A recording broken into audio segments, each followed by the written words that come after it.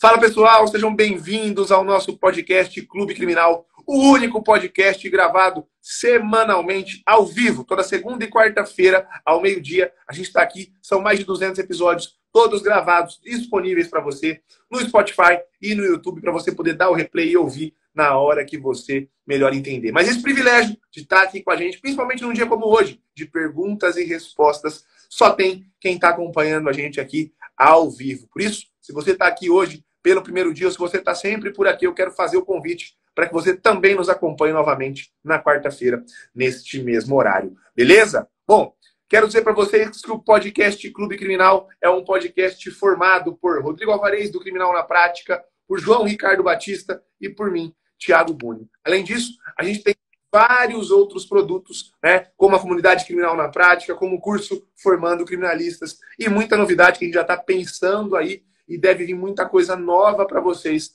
no ano de 2022. Não é verdade? Seja bem-vindo, meu amigo, você que entrou agora, Rodrigo Alvarez. Quem entra por último fala primeiro. Bom dia. Bom dia, Thiago. Bom dia, João. Mais um Perguntas e Respostas aqui. Tenho certeza que vão surgir temas muito interessantes, como sempre. Eu acho que esse é um dos podcasts que mais rendem assunto, né? Que a gente consegue virar vários assuntos aqui. Então sempre é muito especial fazer o Perguntas e Respostas. Fala, João!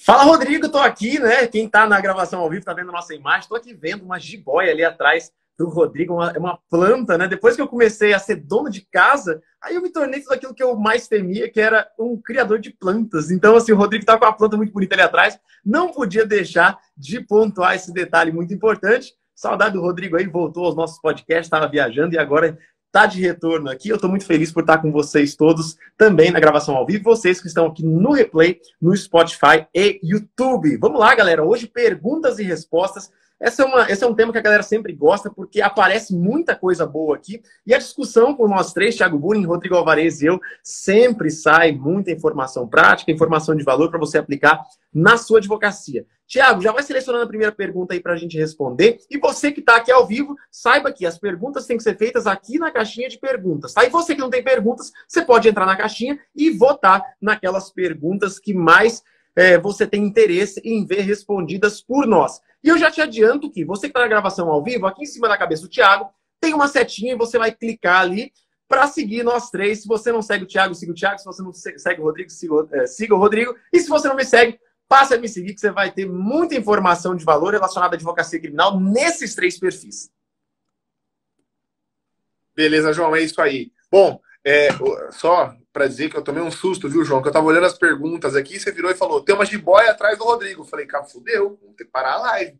Tem uma cobra atrás do Rodrigo. Eu até pensei, será que o Rodrigo tá viajando ainda? Onde que o Rodrigo se enfiou no meio do mato? Tem uma cobra atrás dele. Eu até saí dos comentários e vim olhar, mas jiboia é uma planta. Vocês estão muito evoluídos, né, nessa conversa de saber nome de plantas. Eu confesso que eu não sabia que o nome dessa planta era jiboia, mas eu sei que quem cuida dela muito bem, quem rega ela, não é o Rodrigo, não. É a Ana, tenho certeza absoluta disso. Bom, vamos lá para a nossa primeira pergunta do dia. Pergunta da Márcia Faustino ADV. E essa pergunta da Márcia eu peguei lá, tá? Onde eu mandei vocês encaminharem as nossas perguntas, no balãozinho com uma interrogação. Lá já tem várias perguntas e algumas bem curtidas. E eu coloquei essa da Márcia aqui porque eu achei bem legal. Se você tiver alguma pergunta, vai lá e coloca também. Tá aparecendo na tela aí para você, João e Rodrigo?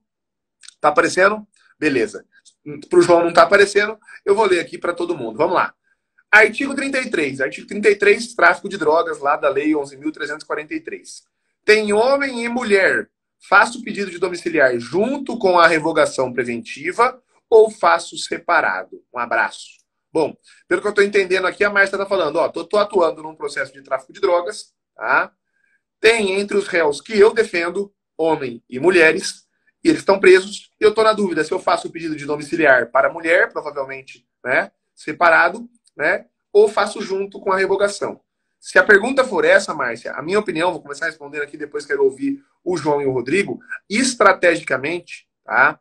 Ainda que fossem, sinceramente, ainda que fossem todos homens ou todas mulheres, ainda que ninguém tivesse direito à prisão domiciliar, quando você fala em revogação de prisão preventiva, eu acho que os pedidos têm que ser separados. Por quê? Porque além de aspectos óbvios, objetivos e ligados ao crime, como a garantia da ordem pública, etc., a prisão normalmente envolve aspectos subjetivos. e são normalmente os aspectos subjetivos os responsáveis por manter alguém preso. Se aquela pessoa já tem outros antecedentes criminais, se aquela pessoa, de alguma forma, né, ficou foragida ou tentou atrapalhar no decorrer da investigação. Então, ainda que você defenda mais de um réu, a minha opinião é que os pedidos de liberdade, os pedidos de revogação de prisão preventiva devem ser feitos sempre separados. Neste seu caso, então, né, que você tem provavelmente algum deles com direito à prisão domiciliar e outros não, essa é mais uma razão para você fazer esses pedidos separados. Não por conta do mérito do pedido, porque um é domiciliar e porque outro é revogação, mas por conta de serem réus diferentes, tá? Se fosse pelo mesmo réu, se você estivesse pedindo pelo mesmo réu e ele tivesse direito de domiciliar e você também quisesse a revogação, aí eu falaria, dá para fazer junto, tá? Dá para pedir junto a revogação e subsidiariamente a prisão domiciliar. Mas sendo réus diferentes, eu fazia sempre pedidos diferentes. Rodrigo, acho que quer falar alguma coisa. Fala aí. Ô, Thiago, antes de falar, tem só um pontinho aqui. Fazer separadamente e fazer de forma apartada, tá?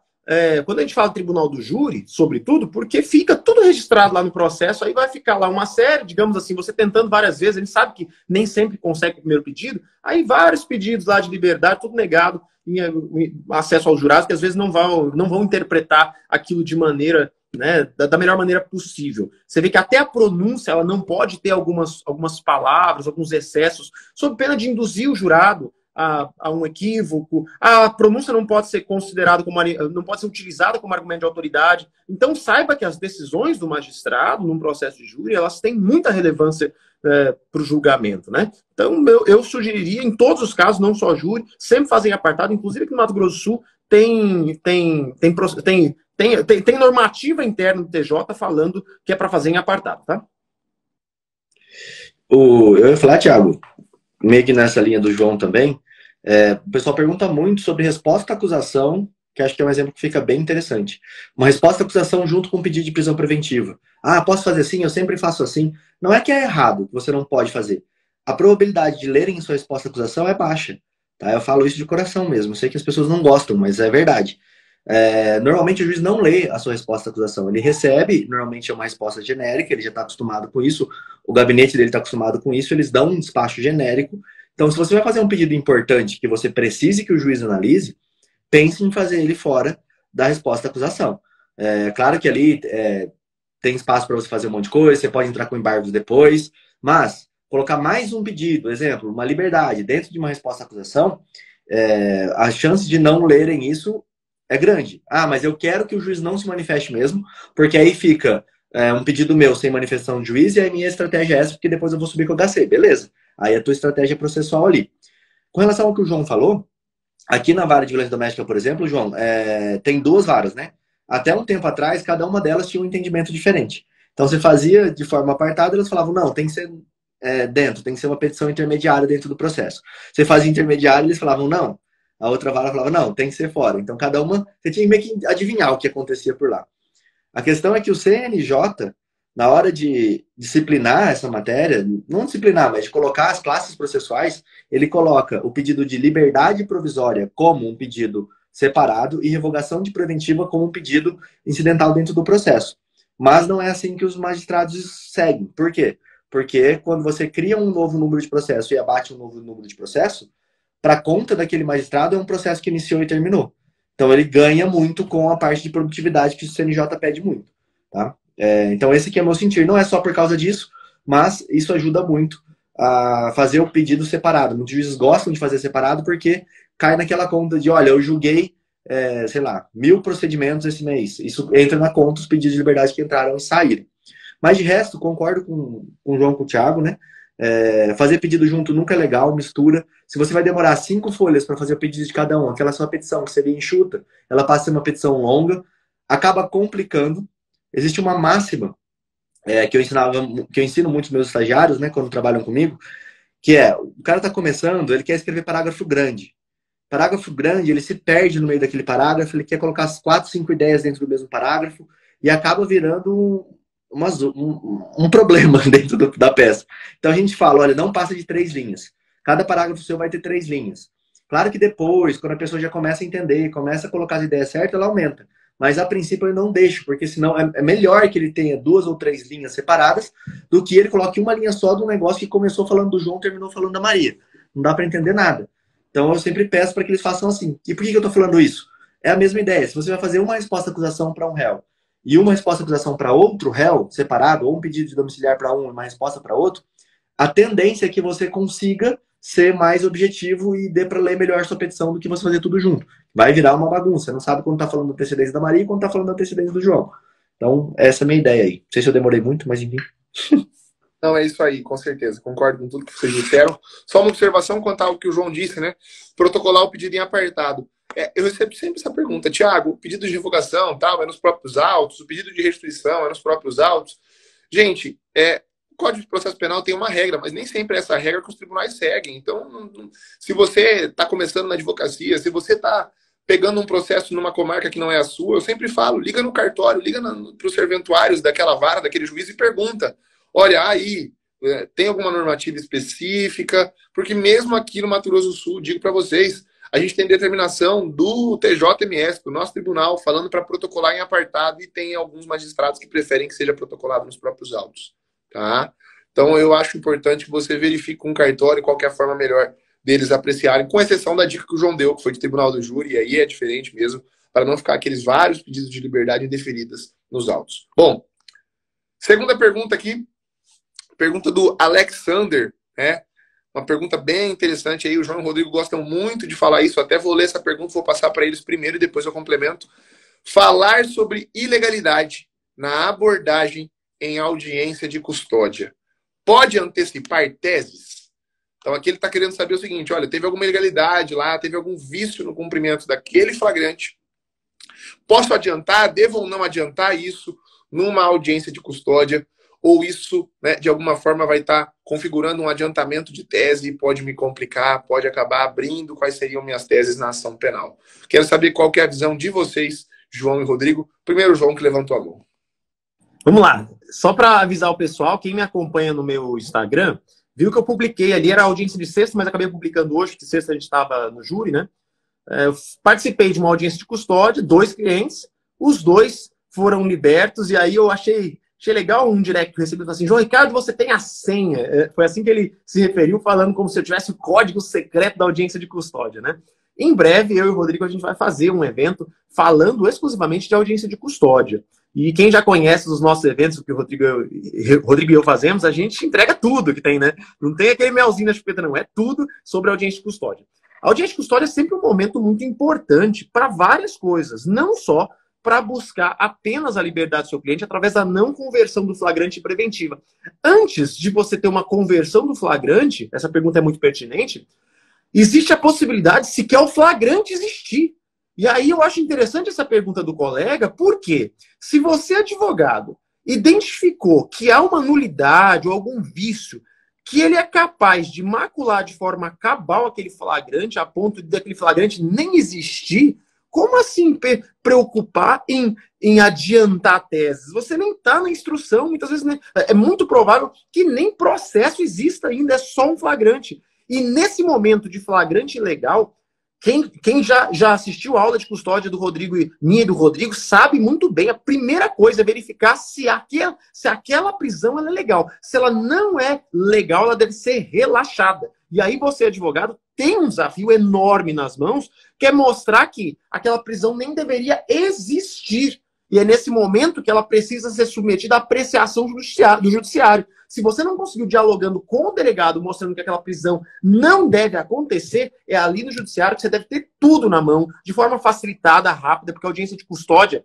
você vê, eu gravei as 2 falas da defesa, demorou 1 minuto e meio, e mais um momento de manifestação da defesa e acusação, que é questão de 1 minuto e meio também, se tiver, porque às vezes nem tem manifestação. Então tem um procedimento, mas é um procedimento muito rápido. Confere, Rodrigo. Sim, exatamente.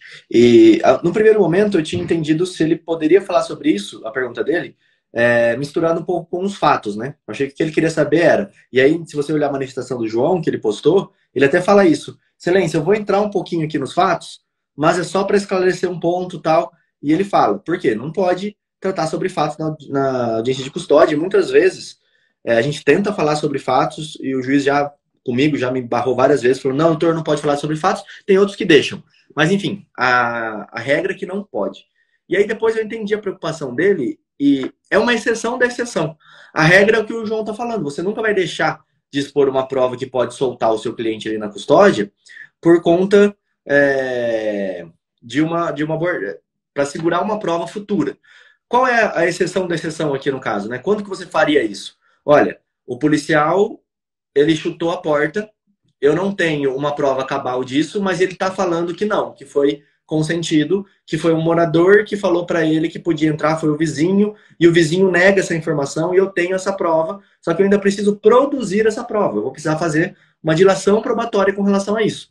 Será que é interessante, já na custódia, eu levantar essa tese? Se a pergunta for nesse sentido, olha só o que envolveu agora, não é mais. Eu tenho uma filmagem que já está dentro do processo do policial chegar chutando a porta de uma maneira ilegal e eu vou utilizar essa ilegalidade na abordagem para conseguir a liberdade do meu cliente. Nesse exemplo que eu dei agora, está tudo perfeito. A prova está constituída, não tem como o policial falar que não fez porque tem uma filmagem disso. Então, tudo que o policial falar ali está contrário. A custódia serve para eu analisar a prisão, como foi feita, como se deu a prisão, se houve alguma ilegalidade nesse momento. Então, eu até poderia apresentar essas provas.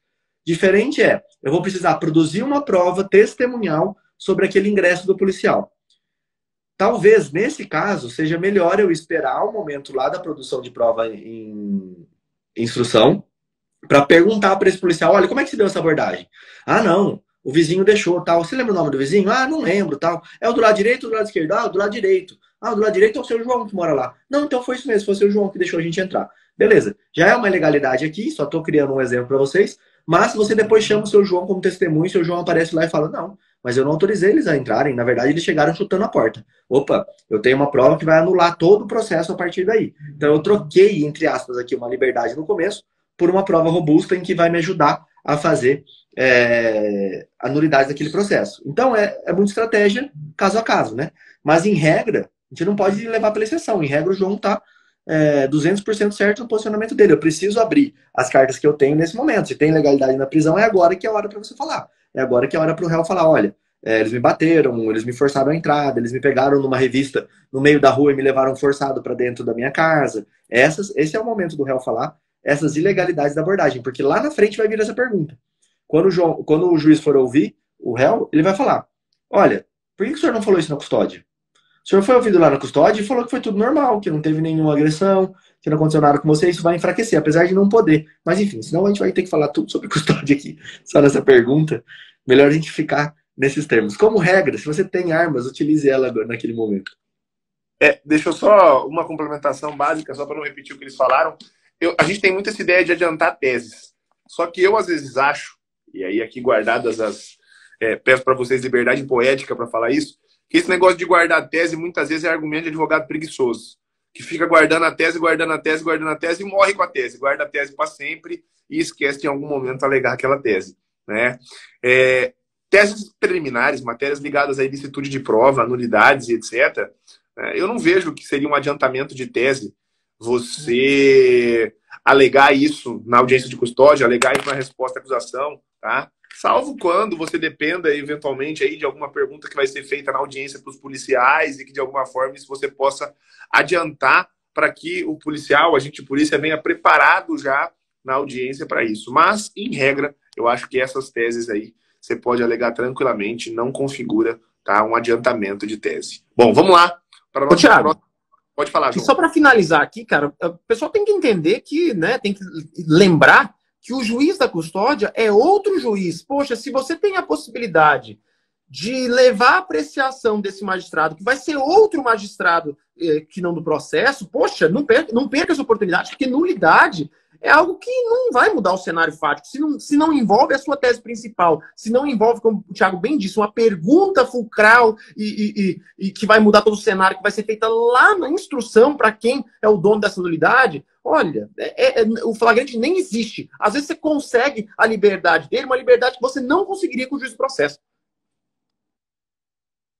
É isso mesmo, João. Bom, vamos lá para a próxima pergunta, que eu achei muito interessante. Desde o começo, para mim, foi uma das perguntas mais interessantes da live de hoje. É algo que eu falo muito, eu vejo muita gente esquecer sobre isso. Pergunta do Matheus, tá? Ele está dizendo o seguinte: Primeira parte do interrogatório. Calar sobre a situação financeira. O que você acha? Né? Pô, essa pergunta é muito boa, Matheus. Porque a gente sabe, né, que o réu tem o direito ao silêncio e tem o direito ao silêncio parcial, inclusive. Pode responder perguntas só dos seus advogados, se quiser, só do advogado e do juiz. Se escolher responder a pergunta de todo mundo, pode se calar quanto a algumas perguntas, mas isso está relacionado à segunda parte do interrogatório do acusado, que é a parte de mérito. Antes disso, a gente tem aquela parte do interrogatório de qualificação. Tudo isso está previsto no artigo 187 do Código de Processo Penal. Se você abrir aí o artigo 187, você vai ver lá no 187 essas duas fases do interrogatório. Tá?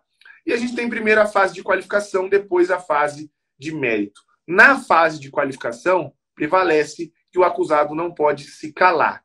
Mas a gente sabe que tem muitos casos que na qualificação o magistrado começa a fazer algumas perguntas que, a depender do mérito da acusação, isso pode sim já ser uma pergunta de mérito. A depender da natureza, né, do crime, isso pode ser uma questão de mérito. Por exemplo, imagina que teu cliente está respondendo por tráfico de drogas e o magistrado pergunta qual é a profissão dele, com o que ele trabalha, da onde que vem a renda dele.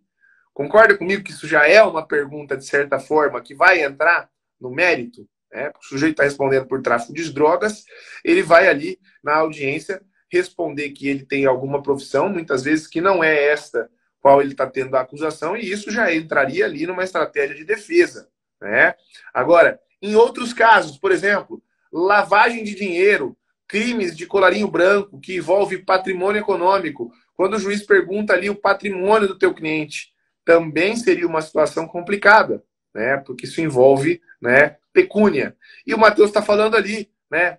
Em casos ali de que há possibilidade de reparação do dano, também, né? Quando há caso de reparação do dano, na verdade, eu já estou produzindo prova ali sobre eventual indenização. Então, em todos esses casos, há um limite muito tênue. Aí eu acho que cabe a você, enquanto advogado, se antecipar já, antes do juiz começar a qualificação e dizer, excelência, o réu vai responder todas as perguntas, ou o réu só vai responder as perguntas do advogado. Eu sempre faço essa antecipação, sabe, gente?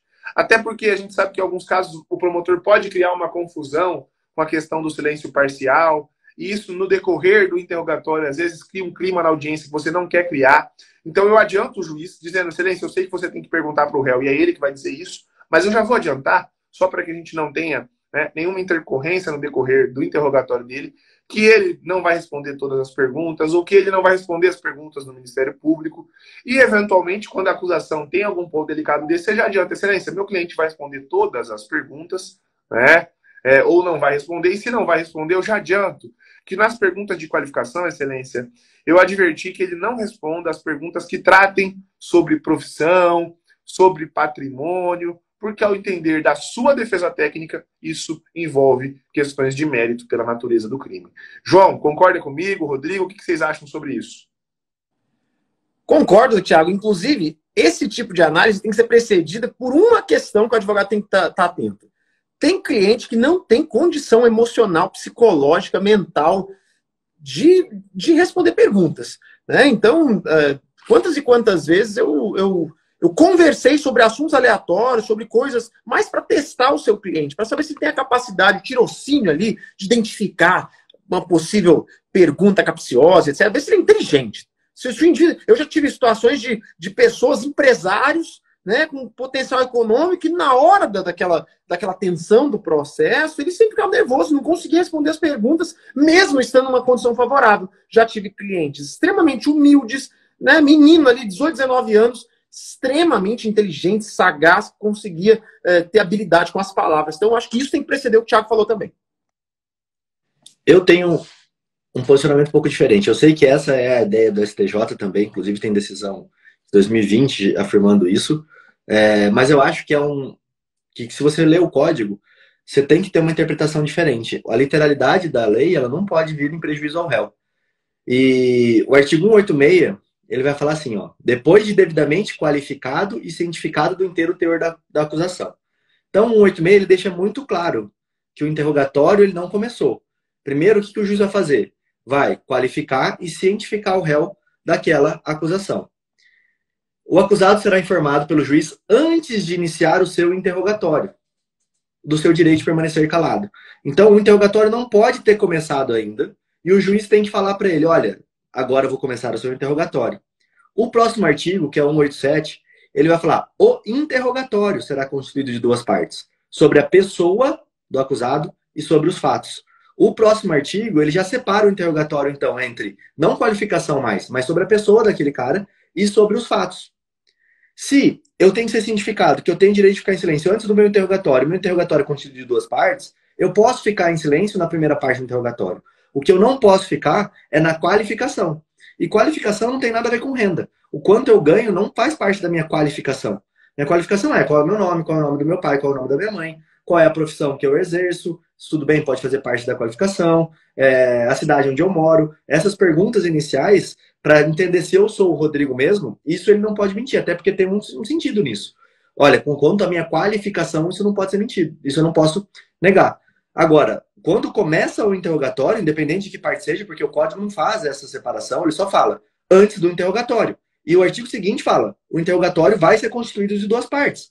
E aí, na primeira parte, ele vai perguntar sobre residência, meios de vida, profissão, oportunidade social, lugar onde exerce sua atividade, vida pregressa, se foi preso ou processado alguma vez, qual o juiz do processo, se houve suspensão ou condenação, qual a pena imposta.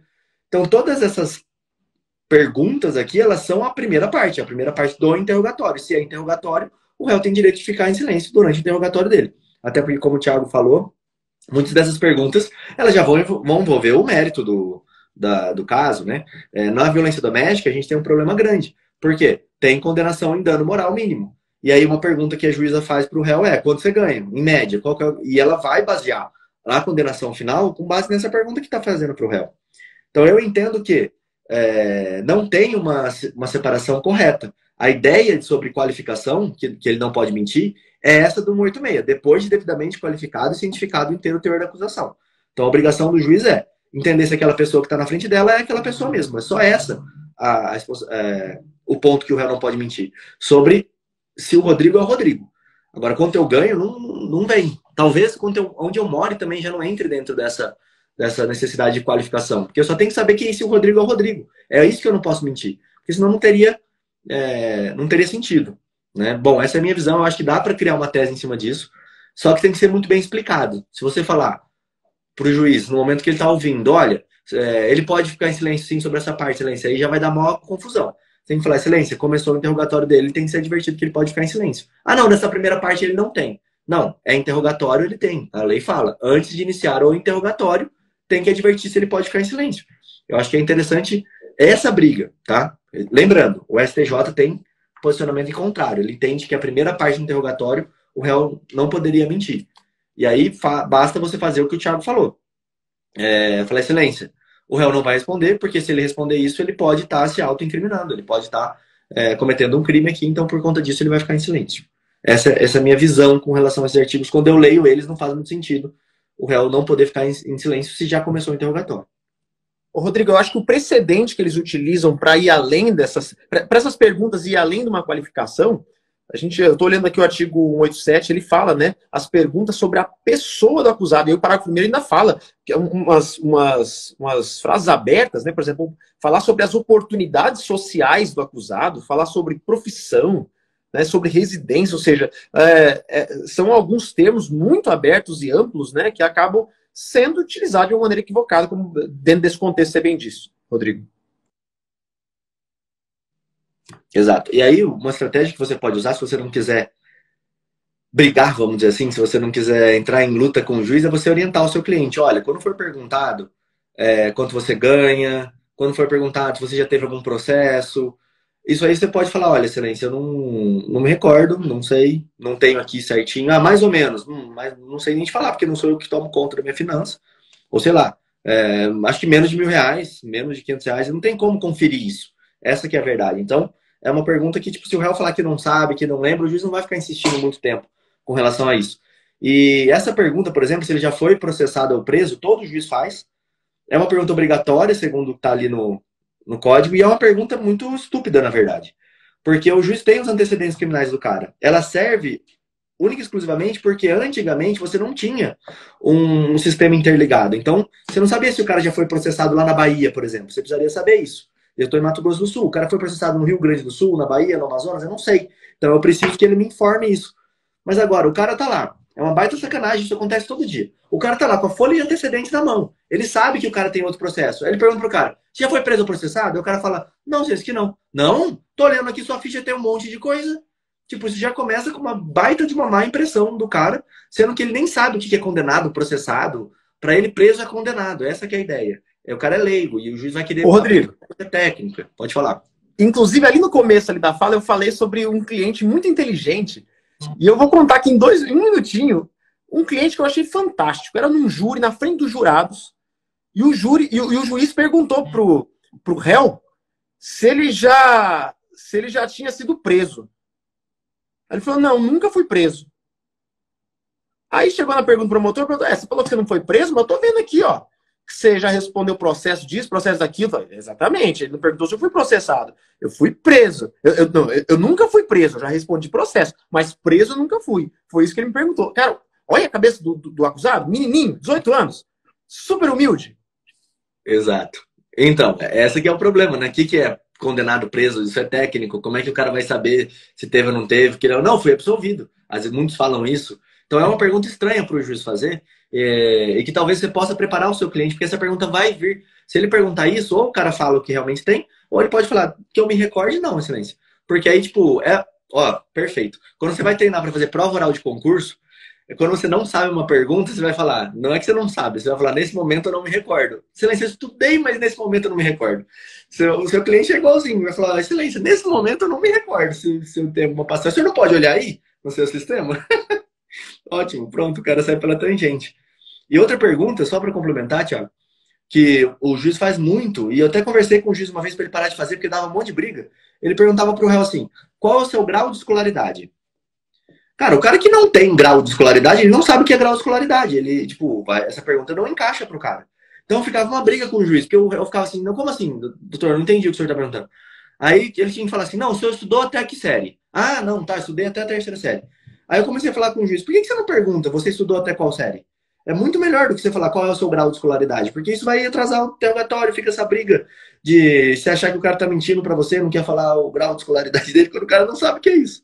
Então vamos lá, vamos dar sequência aí, doutor Thiago Bunin.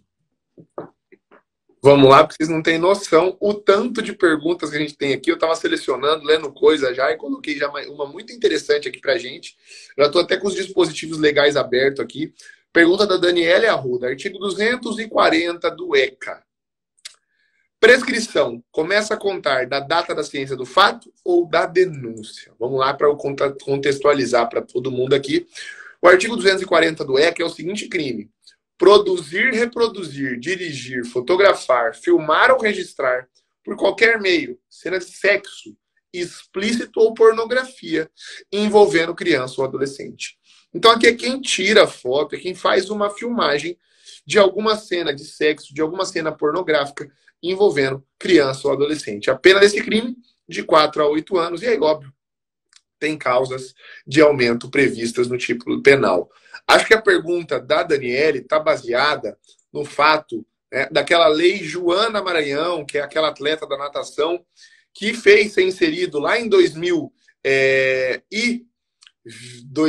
não me lembro, 2017, 2018, mas foi alterada recentemente, lá no Código Penal, no artigo 111, o termo inicial da prescrição, que em regra é a data do fato, mas tem uma exceção lá no inciso 5, que diz o seguinte: nos crimes contra a dignidade sexual ou que envolva violência contra a criança e adolescente, previstos neste código ou em legislação especial, é contada a prescrição da data em que a vítima completa 18 anos, salvo se a esse tempo já houver sido proposta a ação penal. Então, Daniela, duas coisas que a gente não pode confundir. Não tem nada de data do conhecimento, de data da ciência do fato, né? Isso aí pode ter sido alguma confusão com o caso de crimes contra a honra quando eu penso na decadência. Aí sim, o Código de Processo Penal traz essa previsão do prazo decadencial de 6 meses a contar do conhecimento da autoria, salvo melhor juízo, artigo 38 do CPP. Mas neste caso aqui, a regra, na minha opinião, é essa do 111, inciso 5. Por quê? Porque esse é um tipo de violência, assim, é um crime de violência, né, contra criança e adolescente. Então, nesse caso, a prescrição começa a contar só quando a criança ou adolescente completa 18 anos de idade. É ali que começa a contar a prescrição, salvo se já tiver sido proposta a ação penal anteriormente. Não sei se o Rodrigo ou o João tem alguma coisa para falar sobre isso, já tiveram alguma experiência, né, com esse caso. Se não, vou colocar aqui uma outra pergunta. Tem várias, gente. Vocês não têm noção. O Rodrigo e o João podem escolher fala o tema que vocês querem, que eu vou escolher aqui. Ô, Thiago, até não é muito bem dentro disso, mas foi uma dúvida até que eu fiquei, assim, foi um caso que eu achei estranho. Eu não sei se todo mundo viu, mas teve um caso de uma apresentadora de um programa esportivo, acho que o cara pega a foto dela, faz o ato lá com o seu próprio corpo, com uma foto dela, se filma e põe isso na internet. Entendeu a cena? Não entendi. O cara pega a foto da apresentadora, uma foto... E faz justiça com as próprias mãos. Isso. Entendeu? Eu não posso falar aqui, senão vai cair a live, enfim. Tá, o cara pegou a foto da mulher ou da criança? Não, de uma mulher maior, de uma apresentadora de TV. E ele se filma. Tá, entendi. Fazendo um ato com ele mesmo, um ato sexual com ele mesmo, vamos dizer assim. Tá. Enfim, não, é que é difícil, porque eu não sei se bloqueia a live se eu falar direto o que é, mas tá. Eu entendi o que é. Né? Aí o que acontece? Eles estão falando que isso é aquele crime de importunação. Mas é uma foto da pessoa, entendeu? Tipo, não é a pessoa. Ó, até esta pergunta tinha hoje na live aqui, ó. Vou até colocar aqui. Até essa pergunta tinha hoje, mais ou menos essa pergunta. A pergunta da Pan Rodrigues, olha lá. Estupro virtual existe ou não? É mais ou menos isso, né? Porque querendo ou não é virtual. Virtual é a pessoa não estar ali, né? E a pessoa não estava. Eu tô cheio de dedo pra falar a palavra. Essa modalidade virtual tem. É que o Rodrigo tá narrando outra coisa. Não, o 213 virtual, vamos dizer assim, não fala essa palavra que ele diminui o alcance, cara. Ele tem. Por quê? Porque aí, Thiago, você tá falando com a pessoa para ela fazer algo do outro lado. Então vamos supor uma criança. Tem uma criança do outro lado e o cara do lado de cá, ou a mulher do lado de cá, tá convencendo aquela criança a fazer algo. Beleza. Agora, essa ideia, fala 5 contra 1, essa ideia do que eu tô te falando, isso virou uma polêmica e teve gente falando, olha, isso é importunação. Eu não sei se eu consigo encaixar essa atitude numa importunação. Em tese dá, mas é uma revista, é uma foto, entendeu? Da pessoa. Importunação fala praticar contra alguém e sem a sua anuência, ato libidinoso. Tipo, esse não contra a imagem de uma foto, né, da pessoa? Eu tô tentando aqui olhar outros crimes sexuais. É que a ideia é se é o 215 ou não, 215A. Cara, isso eu fiquei quebrando minha cabeça, fiquei pensando. Porque por um certo lado, esse crime é aberto o suficiente para falar que sim. Mas por outro lado, não dá para eu falar que sim. Tipo, o fato será que dele postar isso numa mídia social e chegar até a pessoa que está na foto, isso configuraria o delito? Aí tem um ponto da intervenção mínima, né, cara? Tem questões que são questões sociais, não são questões criminais. E a gente vê, poxa, o que está sendo tutelado ali é a dignidade sexual dela, é a capacidade dela de consentir ou não, e etc. Né? Esses crimes sexuais, eles envolvem isso. Agora, inegavelmente, de alguma maneira, atinge a honra da pessoa, ela se sente menosprezada, né? A sua dignidade frente às outras fica atingida. Então, no meu entendimento, isso não é um problema criminal, isso é uma questão civil que tem que ser discutida na esfera indenizatória.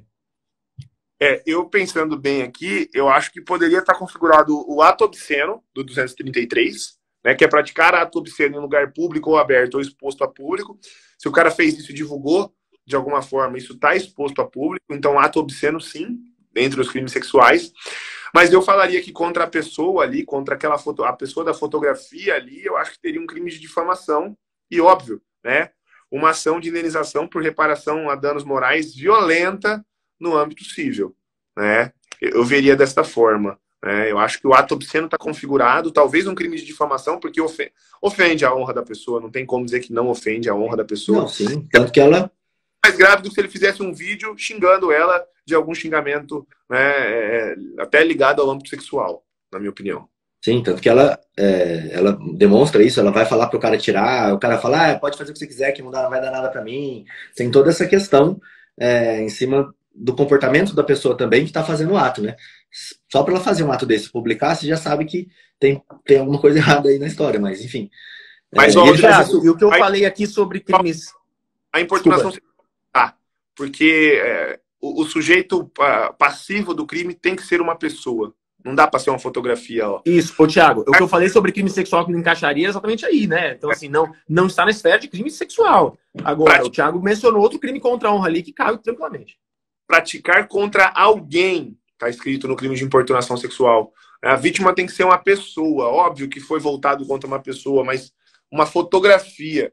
Então, eu acho que seria uma analogia, e seria uma analogia em Malamparte. A gente sabe que a analogia em Malamparte, a despeito da gravidade da conduta aqui, né, não é admitida no direito penal. Show. Quer mudar de tema? Bora lá. Essa pergunta aí, enquanto eu vou respondendo, eu vou olhando outras perguntas aqui, eu quero que o João vai falando sobre isso. Né?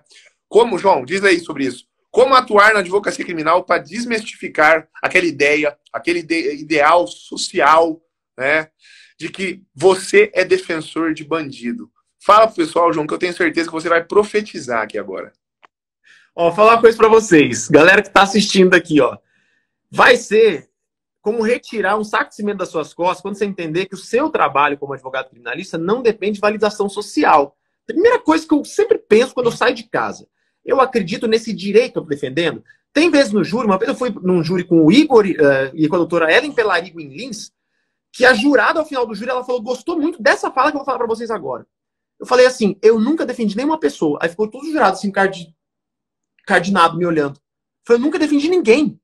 Eu só defendo direito. Se a pessoa tiver um direito, independente se eu gosto ou não dessa pessoa, se eu admiro ou não essa pessoa, se essa pessoa tem ou não antecedentes criminais, eu defendo só um direito que ela tem. Então, quando você vê que você não precisa de endosso social para validar o seu trabalho, você já sai assim, ó, tranquilaço de casa. Você já sai assim, ó, sessão do descarrego para você criminalista. Agora, o que eles acham de você, aí vamos por pontos.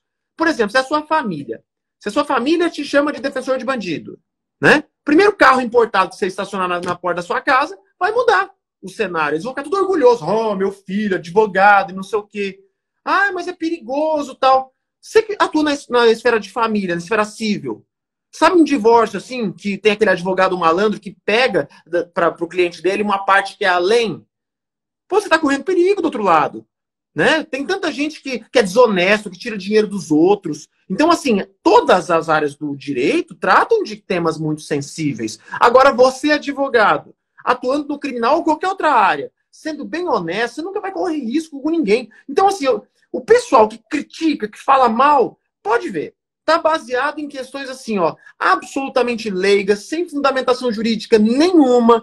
Geralmente eles estão filiados a uma ideologia muito mais punitivista. Eles bradam, né? Bandido bom, bandido morto. Mas quando faz cagada, quando é pego de madrugada dirigindo, quando o filhinho dele namora com uma menina menor de 14 anos, quando o oficial de justiça só toque na porta, por mais que eles tenham raiva de você, quem que eles vão procurar?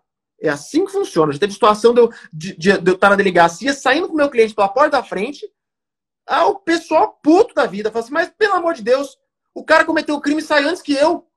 Mas é assim, ué. Pode ficar bravo comigo, advogado, que tirei o cliente antes deles mesmo, que se diria, que ditos como vítima do processo. Na hora que precisar de um advogado, eles vão te procurar. Então, independente do que eles acham, independente do que eles pensam, independente do que eles falam, na hora que precisarem de um criminalista, eles vão te procurar. Então, seja competente, independente do que a sociedade civil, qualquer que seja, familiar, ache de você. Tiago, depois dessa aula do João Ricardo aí, que assina embaixo tudo que ele falou, o Félix aqui falou o seguinte, ó. Olha o parágrafo único do 216b. E talvez encaixe mesmo. Ele fala assim, na mesma pena incorre quem realiza montagem em fotografia, vídeo, áudio ou qualquer outro registro, com o fim de incluir pessoa em cena de nudez ou ato sexual ou libidinoso de caráter íntimo. Talvez, acho que encaixe, porque, cara, querendo ou não, é uma montagem. Eu estou colocando uma foto, mas estou colocando uma pessoa numa cena. Não é aquela montagem característica de trocar o rosto, colocar um outro rosto. Estou montando uma cena. Talvez. Você acha que não, João? Eu acho que seria uma analogia, mas muito em Malan Parton, porque a ideia é justamente essa montagem que você falou, Rodrigo, que é montar assim para fazer parecer que é. Ali ninguém tem a menor dúvida que não está aparecendo nada, não. É uma foto da pessoa mesmo. Eu acho mais fácil de enquadrar no ato obsceno. Eu acho que ficou quase aí, quase. João até saiu. Não, tô brincando. Tá no ato obsceno. Não saiu, o João saiu. Mas ele deve estar voltando. Bom, Rodrigo, enquanto isso, olha que pergunta interessante aqui, da Maria Fabiana. Teve uma diferença na e diversidade de drogas entre o laudo de apreensão e o laudo da perícia. Isso gera uma nulidade? Olha só, Maria. A primeira... Fala, o que é isso? Isso aqui é um documentário. Deu pra ver? Deu. É um documentário que tá na HBO. Eu assisti ele, que foi esse final de semana. Não sei se foi sexta ou se foi no sábado, mas enfim. Esse chama PCC Poder Secreto. Tá? Eles entrevistam várias pessoas, inclusive o Macarrão, que foi um dos fundadores do PCC. Para quem trabalha, não só com crime organizado, tá? Para quem trabalha na área criminal, acho que é muito interessante você entender por que começou o PCC, qual que é a história. Eles mostram muito aqui aquela questão aqui do Mato Grosso do Sul, de Ponta, que teve aquele problema todo. Enfim, e o Macarrão, segundo o documentário, ele sai do PCC. Ele não tá mais. E ele foi um dos fundadores. E ele conta várias coisas, como funciona o PCC, enfim, para você poder entender, é bem interessante. E encaixa muito nisso que você está falando, Thiago, que ele fala o seguinte, não lembro qual deles ali, alguém está comentando, eu acho que é um cara que hoje é agente de jogador de futebol, e ele já foi, não filiado ao PCC, mas enfim, ele explica lá a trajetória dele dentro, ele já vendeu droga. O que ele falava que acontecia? O policial ia lá, fazia apreensão de droga. Eu sei que isso acontece, mas não dessa forma, achei interessante. Ele faz a apreensão da droga, e antes dele entregar essa droga na polícia, ele mistura essa droga, ou ele entrega algo que não seria droga, na maior quantidade da droga que está ali, porque ele desvia isso. Então ele pega lá, ele apreendeu 1 tonelada, vamos falar menor, vai, ele apreendeu 3 quilos de droga, os próprios policiais ali que são envolvidos com o crime, não estou falando de todo mundo, tá? Estou falando que o cara relata aqui no PCC, eles pegam, por exemplo, 2 quilos, tiram, colocam 2 quilos de uma outra coisa e mesclam essa droga no máximo que eles conseguem. Por que eles fazem isso? Porque essa droga ninguém mais vai usar, ela vai ser queimada, vai ser destruída, o objetivo dela vai ser esse no final. Então imagina, a pessoa prendeu os 3 quilos, ninguém pode falar que não aprendeu, mas aquela droga está altamente adulterada, porque a maior parte da pureza daquela droga foi retirada dali. E aí, eu falo toda essa introdução para você poder criar uma tese em cima disso, falando da diferença da quantidade e diversidade de droga entre o laudo de apreensão e a perícia que foi realizada ali. Ou talvez, se você desconfia disso, se o seu cliente falou para você, olha, eu fui pego com a droga, mas essa droga que está ali não é a minha, eles passaram em outro lugar para deixar a minha e pegaram já uma que estava preparada lá dentro, o que você pode fazer? Você pode pedir para que não seja destruída a droga, com o objetivo de fazer uma perícia mais elaborada, em maior quantidade daquela droga, porque vai que eles trocaram tudo por farinha. Tem vários pacotes ali dentro que eles trocaram 100%. Opa, isso não vai incriminar o seu cliente. Ou então, como a gente pegou caso na sala secreta, e olha que interessante essa tese, Thiago. A droga que foi apreendida, ela tinha marcação de facções criminosas de diferentes facções criminosas. E a tese era, como que alguém vai vender drogas de diferentes facções criminosas, sendo que está marcado nessa droga e comprovado que ela é de facção criminosa diferente. E isso foi uma das teses que levou a confirmar, ou pelo menos a deixar muito forte o indício de que aquela droga teria sido implantada em algum momento por alguém. Pode ser o policial, pode ser o inimigo daquela pessoa, mas não faz sentido aquela pessoa vender drogas de duas facções diferentes, já gera uma desconfiança. E foi uma tese que o advogado levantou e que, pelo que eu me recordo aqui, se o João puder me ajudar, mas pelo que eu me recordo deu certo essa tese que ela levantou. Então, só queria pôr esse primeiro ponto de vista, que eu achei legal e que veio a partir de assistir essa série aqui do PCC. Tem várias outras coisas legais que eles falam ali dentro sobre a organização, que você pode entender melhor como funciona. A ideia de que houve uma quebra da cadeia de custódia é muito clara, né, Maria Fabiana? Se foi apreendida uma quantidade e chegou outra na hora do laudo pericial, e o que você falou ainda é mais bizarro, né? Chegou diversa, né? Me estranha até se chegou outras espécies. Se diminuiu a espécie, isso ficou pelo caminho, é igual ter diminuído. Né? Sei lá, foi apreendido maconha e pasta base, chegou só a maconha para a perícia, ficou pelo caminho. Agora, me espanta mais se apreenderam só maconha, só a auto de apreensão da maconha, por exemplo, e chegou na perícia a maconha e uma pasta base. Há aqui uma tese também muito importante de violação da cadeia de custódia. Seria muito interessante também sustentar isso. Pode falar, Rodrigo. Não, falou a Natália falando aqui, ó. Um caso meu trocaram por farinha e no exame toxicológico deu. E ele foi absolvido. Não é na Netflix, é na HBO, tá? Tá na HBO esse documentário do PCC. Não sei se tem outro, mas esse é o que eu assisti, que eles entrevistam o Macarrão, é esse da HBO. Então, é uma tese, né? Que nem o Thiago falou que trocou. Talvez você fazer esse pedido para o juiz, você pode até falar, olha, excelência, eu não sou contra. Normalmente eles intimam para perguntar se pode queimar a droga, destruir a droga, enfim. Tem juiz que não, mas normalmente eles intimam. Aí você pode pedir, excelência, não quero que destrua porque eu quero fazer uma contraprova, quero fazer um exame mais aprofundado nessa droga. O nome do documentário é Poder Secreto, PCC Poder Secreto. Tá? Legal, interessante. Da HBO. Para a gente finalizar, tem uma pergunta aqui do Franklin Araújo. Dúvida sobre excesso de prazo no crime de tráfico de drogas. Quantos dias é necessário? Frank, a gente sabe que a gente não tem um prazo máximo da prisão. O pacote anticrime tentou com a questão da revisão a cada 90 dias, né? Mas a gente teve o Supremo Tribunal Federal, naquele caso do André do Rep, uma decisão do plenário do Supremo Tribunal Federal dizendo que, olha, quando não for observada essa revisão por 90 dias, isso não torna a prisão automaticamente ilegal e impõe um relaxamento obrigatório, né? Nas cortes superiores isso já vinha sendo seguido no STJ, então a gente tem que fazer uma análise do caso. Para mim ainda, o que continua sendo a vertente mais importante, a premissa mais básica, né? Eu digo que é a teoria dos 3 critérios. E o que é essa teoria dos 3 critérios? Primeiro você vai analisar, óbvio, tem um prazo, o sujeito está preso há quanto tempo? Ok, 6 meses, vamos pensar assim. 6 meses, não é nem muito tempo e nem pouco tempo. 6 meses preso preventivamente. Vamos analisar. Qual que é a complexidade do caso? É um caso complexo? Ele é o único réu? É uma grande operação e etc. Depois que ele foi preso, já foram feitas várias outras fases, inclusive com coisas que foi presa na casa dele. Qual que está sendo a conduta dos agentes públicos? O promotor, o juiz, os serventuários. Esse excesso se deve a alguma desídia de quem presta serviço público? E terceiro, como que está sendo a conduta do advogado? Porque não pode ser você também pedindo para designar audiência, né? Fazendo diversos atos que estão ali atrapalhando o andamento do processo e depois levanta a mão para falar que teve excesso de prazo. Eu acabo achando que essa ponderação é a melhor forma de, inclusive, você discorrer, de você colocar na sua petição, demonstrando, né, por que teve naquele caso excesso de prazo, fazendo justamente essa análise. Olha, que o caso não é um caso complexo que justifique essa morosidade que está tendo. Aqui a gente percebe que eu, advogado, estou fazendo tudo que é possível para atender o processo. Eu apresentei minhas petições no prazo, não pedi resignação de nenhum ato. Pelo contrário, o promotor de justiça, quando foi se manifestar, o prazo era de 10 dias, demorou 32 dias para apresentar a manifestação. Né? Então, eu sempre acho que, estrategicamente, esse critério, né, dessas 3 frentes, das 3 faces, teoria dos 3 critérios, eu acho que acaba sendo a melhor forma de você demonstrar o excesso de prazo. Porque não tem aqui alguma regra desse prazo. O que você acha, Rodrigo?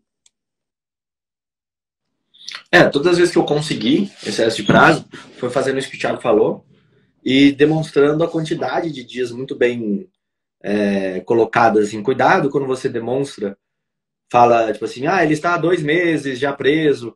O legal é você mostrar quanto que precisaria. Ó, tem um exemplo aqui, o réu está preso há 210 dias aguardando voltar, carta precatória de intimação para apresentar a resposta à acusação. Então, assim, com o réu preso, você pode colocar qual é o tempo que demora o inquérito de réu preso. Vamos supor um tráfico de drogas que seria 30 dias. Tá, tem 30 dias para o réu preso. Mas quanto tempo para o juiz receber a denúncia? 5 dias, 35. Você vai fazendo a conta até que você chega numa conta de 50 dias. Olha, um prazo razoável era 50 dias para ter uma resposta à acusação. Se eu falar em 100 dias, que é o dobro disso, eu já estou falando do começo de excesso de prazo. Já está saindo de um razoável, já extrapolou o que era, e já está saindo de um razoável. Agora, se eu falar no dobro de algo que está extrapolando o razoável, mais que o dobro, então estou falando de 210 dias. Olha como eu deixei muito maior a coisa, em vez de falar, olha, são 6 meses, é mais fácil você mostrar assim, o razoável seria 50, até aqui o razoável seria demorar 50, tudo bem a gente esperar 100, mas esperar 210 é mais do que o dobro do que seria o dobro do razoável, alguma coisa assim. Demonstrar essa coisa louca assim que daria melhor, ou pelo menos quando eu consigo, é quando eu faço essas contas e demonstro. E vai demorar ainda mais tantos dias com o réu preso. Fala, Jorge, que o João queria falar. Rodrigo, um ponto que eu sempre alego, que eu sempre procuro alegar quando é favorável, é a fase do processo que está e fazer uma projeção do que vai demorar. Tem até uma súmula do STJ, a súmula 21, que ela fala sobre a pronúncia num processo de júri. Então, diz essa súmula que pronunciado acusado, aí fica superado as alegações de constrangimento legal por excesso de prazo. Então você vê, poxa, uma fase do processo, ela supera a alegação de constrangimento legal por excesso de prazo. Então, a depender da situação que você está, você faz a análise em contrário. Fala, peraí, olha só nessa situação. Resposta à acusação, esperando voltar a carta precatória, imagina só, até ter a instrução do processo, todos os corréus envolvidos, quanto tempo demoraria para todo mundo apresentar memoriais, considerando que cada um dos corréus tem advogados diferentes. Então você começa a mostrar para o juiz que não só há um excesso de prazo naquele momento, como a fase processual como está, vai demorar muito para ser preso, para haver liberdade ao final de uma possível instrução, né? Até tem uma colocação aqui do Edinaldo, que acho que o Thiago falou isso, mas é legal a gente reforçar. Tem casos que ocorre o excesso de prazo e o MP alega pluralidade de acusados. Claro que você vai olhar também qual é a complexidade. São 62 réus dentro de um processo. E demorou mais do que o normal para citar todo mundo. Cara, tem muita gente para citar, vai demorar mesmo. O que você pode fazer é pedir desmembramento. Aí você pede duas coisas para o juiz. Ou você solta o meu cliente ou desmembra o processo com relação a ele. E aí sim você vai olhar dentro da sua estratégia processual se isso é interessante ou não. Tem casos do júri que é muito interessante você desmembrar o processo e julgar uma pessoa isolada do resto. Tem casos que não é interessante você deixar todo mundo junto. Tem um corréu que a culpa dele é evidente, que dá para dentro do júri você virar o promotor junto com o promotor e acusar o outro cara tirando a responsabilidade do seu. Você vai querer desmembrar o processo se você estiver defendendo esse cara? Não. Agora, se você tá do outro lado, do cara que tá na pior situação, você não quer ter um advogado metendo pau no seu cliente toda hora. Então você vai querer o desmembramento. Mas, enfim, 210 dias para citar alguém dentro de um processo, dependendo da quantidade de réus, é muito mais, na minha visão, é muito mais do que um excesso de prazo já, né? Já tá mais que evidente, quer dizer. Bom, é isso aí, pessoal. Tinha várias outras perguntas aqui. Eu vou pedir desculpa para vocês, né? Meio-dia, 1h05 já, no horário de Brasília, 12h05 aqui no nosso horário. Já passamos 5 minutos da nossa 1 hora de live. Queremos comer, tá todo mundo com fome. O Rodrigo falando que tá com fome, o João falando que tá com fome. Eu também tô louco para bater o meu marmitão aqui no escritório. Então, acabamos o nosso Clube Criminal de hoje. Eu quero agradecer, eu sempre fico assim, muito triste quando acaba o nosso Clube Criminal, porque eu gosto tanto do nosso Clube Criminal, né? É tão bom o nosso Clube Criminal. E eu queria agradecer, né, a vocês que acompanharam aí o nosso dia de hoje aqui no Clube Criminal. Essa fiquei legal. Quero agradecer a vocês que acompanharam o nosso Clube Criminal. Lembrando, né, quarta-feira estamos aí de novo, meio-dia com vocês. Quarta-feira não sei ainda se temos convidados ou se será perguntas e respostas, mas é isso. Quero agradecer e dizer para vocês que nosso episódio de hoje, assim como todos os outros, estão lá gravados no YouTube para você poder assistir. Valeu, pessoal. Um grande abraço. Falou. Tchau, tchau, tchau. Falou. Até mais, pessoal. O bigode ficou bom. Se